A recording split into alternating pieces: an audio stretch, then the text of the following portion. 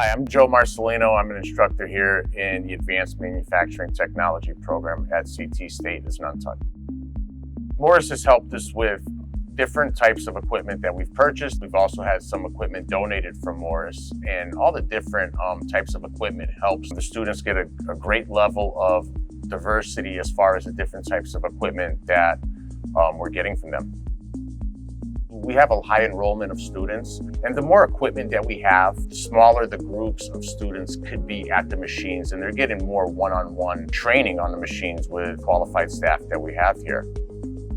The donations are big for the students' success. You know, that's what it's about, is giving the students the tools, the skills that they need, and Morris has really helped us with that, with the donations of their equipment.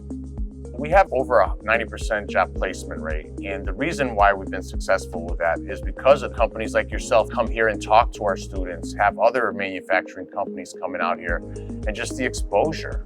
Connecticut has over 4,000 manufacturing companies, and they will pay for the students' continued education. So it's a win-win for the students, and with the help of companies like Morris supplying this equipment, they have an excellent opportunity to start a career.